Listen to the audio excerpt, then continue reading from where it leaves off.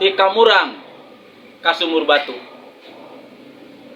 Pasti ngalewatan Citerep jeung Babakan Madang. Hayu urang bersatu supaya Citerep jadi daerah terpandang. Citerep jadi daerah terpandang.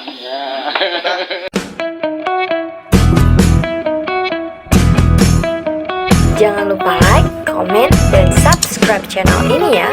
Terima kasih.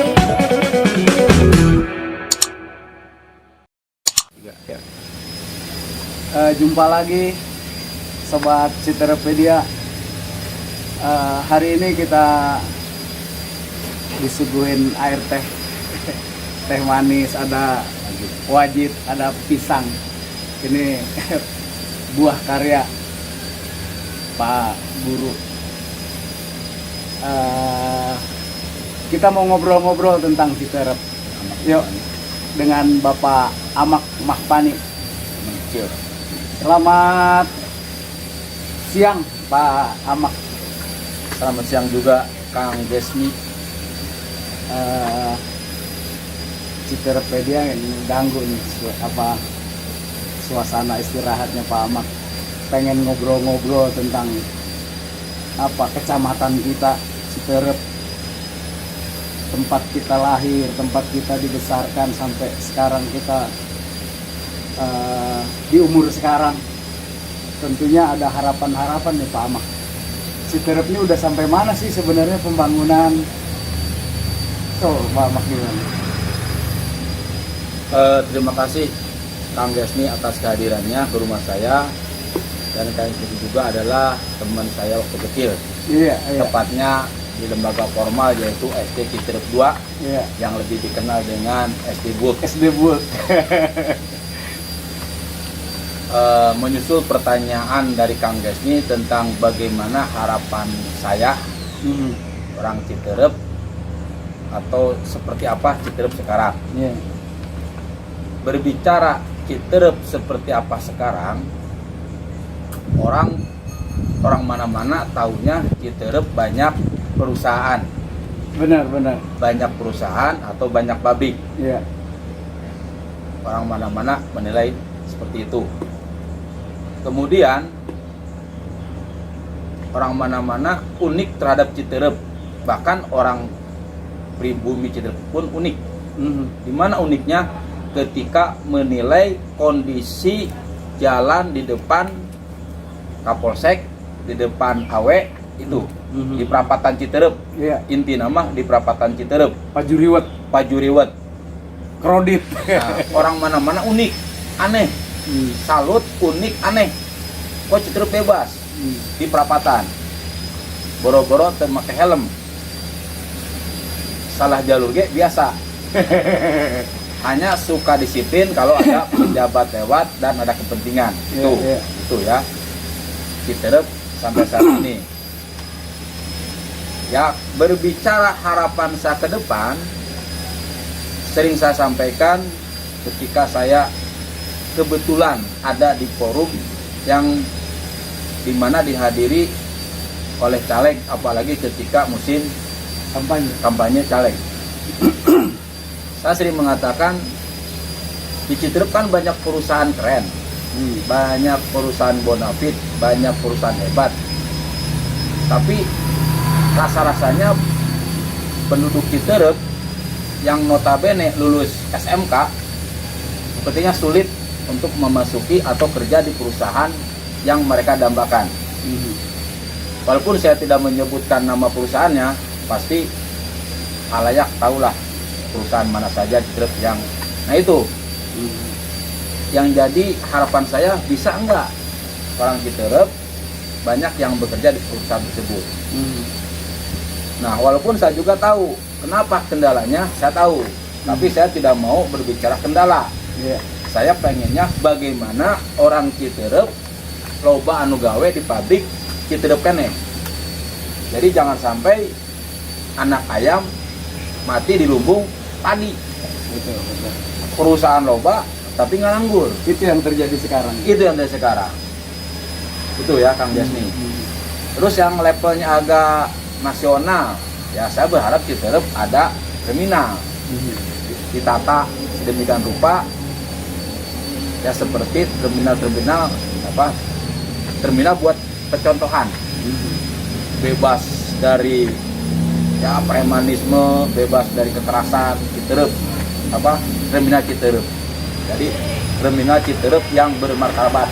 Padahal dulu Citerep punya terminal. Dulu Citerep punya terminal, saya juga tahu. Pemberian itu kan, pemberian dari Sejarahnya saya kurang tahu, tapi itu tahu dibangunnya tahu, kebunnya pun tahu. Citerep. Kenapa sekarang tidak ada? Berarti harus ditanyakan kepada Muspika dan Dishub. Kenapa Citerep di pasar? Ya, tanya orang Citerep. Dulu Citerep punya terminal, sekarang terminalnya menguap. Nggak tahu kemana ya. tanya ke Muspika dan Dishub tuh yang berkepentingan. Kunaon Citerep terminal Citerep petiwus. Jadi mungkin Kang Desni, harapan saya rata-rata irama dah dengan yang lain ya. Kalau orang yang berpikir, kalau orang yang memperhatikan. Tapi bagi orang penduduk Citerep yang tidak memperhatikan ya sabut amat mungkin. Yang penting dia makan, tidur, kerja, minyak. Itu salah sebenarnya. Jadi kalau ada orang berpikir yang penting pagi berangkat, pulang kerja, istirahat, bla bla bla, itu sebenarnya salah. Itu nggak boleh. Hidup itu harus punya gairah, harus punya motivasi, harus punya semangat di atas rata-rata. Kalau itu masalah penyerapan tenaga kerja di Citerep begitu rendahnya kan, orang Citerep yang bisa bekerja di industri yang ada di Citerep. Sekarang kalau masalah fasilitas umum seperti jalan, trotoar, saluran air, dimana kalau setiap hujan besar di Citerep itu genangan-genangan air tuh loba kacida gitu, bukan banyak, loba kacida gitu. Ditambah sampah-sampah yang nyangkut sana sini gitu kan. Sebenarnya itu masalahnya gimana sih sampai begitu? Apa begini emang Citerep dikondisikannya setiap hujan genangan air kocok meluap ke jalan? Emang begitu apa setnya pemerintah daerah Kabupaten Bogor ini? Pertama menyikapi trotoar ya. Trotoar Citerep keadaannya seperti sekarang. Itu dari dulu begitu terus. Nah di situ banyak kepentingan yang bermain. Ya, kepentingan yang bermain. Kalau ditanya siapa, ya tanya aja ke yang tahu siapa yang disebut dengan kepentingan. Contohnya sederhana. Kenapa trotoar di Citerep banyak pedagang? Kaki lima. Apakah yang dagang itu ciatah? Kan enggak. Ada ngasihnya. Nah, kira-kira ngasihnya ke siapa? Banyak orang kan moal meureun. Iya. Yang dikasih berarti pejabat yang ada di Citerep atau premanisme. Ya. Anu nyekel, bahasa anu nyekel, ini nyekel. Itu trotoar ya. Rumah trotoar seperti itu. Kalau saya ditanya, gampang nggak? Sebenarnya gampang. Untuk meniadakan pedagang kaki lima di trotoar Citerep bagi saya gampang. Semudah membalikan telapak tangan. Syaratnya para penegak hukum di Kecamatan Citerep bergerak. Udah bergerak aja. Terapkan aturan. Nah, yang dagang atur di dalam. Itu sebenarnya bagi saya semudah membalikan telapak tangan asal aparat bergerak. Mau tegas.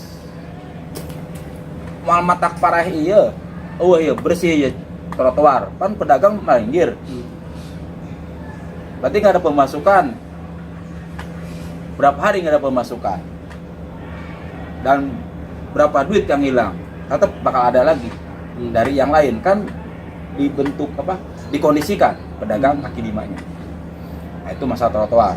Kalau masalah drainase ya banjir, saya secara pribadi pertama menyalahkan Kapemda anu nyeuna. Hmm. Nyeun hungkul teu bisa teu dirawat.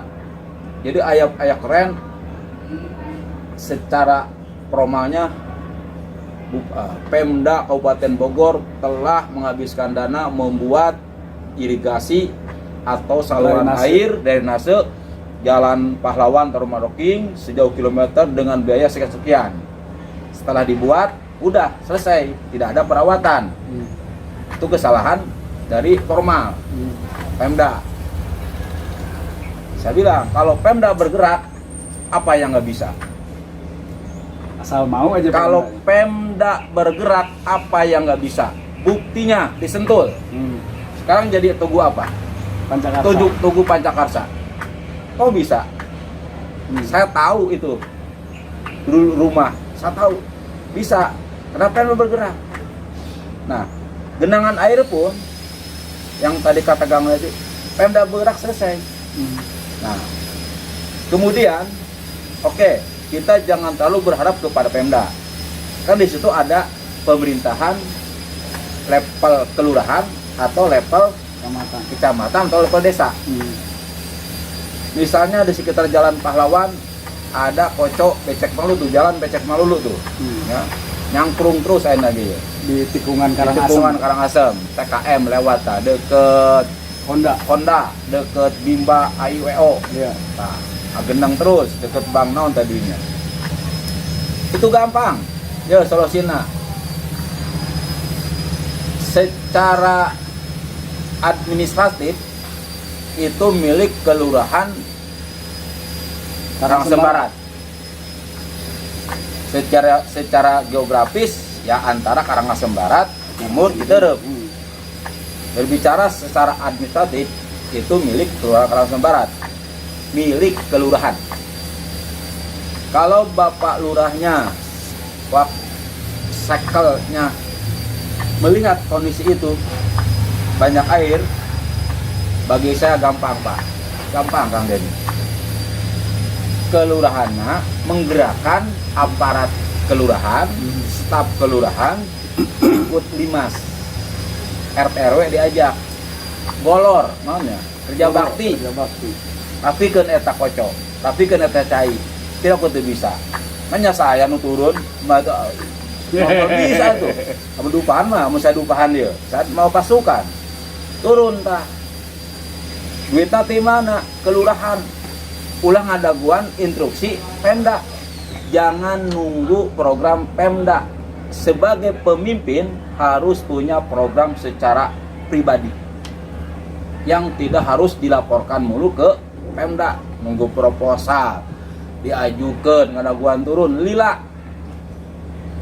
Karena saya ngomong poe Minggu, buktikan tapa, poe Senin, poe Selasa, gorol, beres. Cai lancar. Nah, terus pedagang-pedagang di sekitarnya ikut tanggung jawab. Pentaan duit, tuh linmas pasti merek.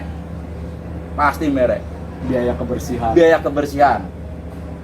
Ketika gorolnya atau setelah itu beres, jadi nggak ada yang susah. Coba kita buat dari impossible menjadi possible. Itu aja. Apa masyarakatnya juga emang kurang peduli, kurang menyuarakan, kurang open open. Itu mah bukan urusan saya. Apa karena sifat pasifnya begitu? Kemungkinan sifat pasif ada, tapi selalu ada dua kata, ada pasif, ada aktif. Yang pasif pasti ada, yang aktif pun pasti ada.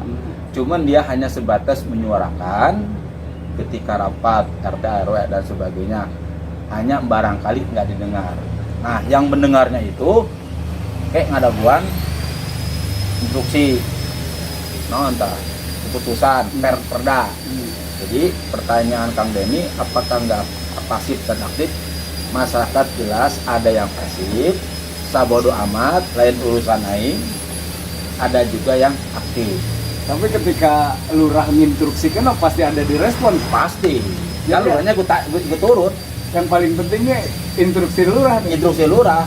Goro. Nah, tapi lurah jangan nunggu instruksi Di bupati ulah nunggu di kecamatan. kelamaan Pribadi lurah we. Naon ajak RT RW gorol Gorol, ajak staf ya kelurahan anak. Pakai kaos lain pakai batik, Pak. Lain pakai koko, gorol ulah bae Jumat. Gorol. ternyata menurut Pak Ahmad untuk solusi genangan-genangan air, saluran yang macet, saluran yang tidak lancar hanya menunggu instruksi dari lurah. Gorol cek lurah, rakyat pasti mau gorol. Gitu Pak Ahmad? Iya. Ke staf dulu ya. Iya. Ke staf, linmas, aparat RT, baru masyarakat itu. Tapi lurahnya juga ya. Nah, ulah po tapi nu gorolnya ulah ciata, harunya. Aya cai cau cuek mah. Aya jauh jeung wajib. Jeung teh manis. Ulah bolor capek dar di imah. Ulah ada harunya. Kan lurah beneran pan. Iya. Gitu.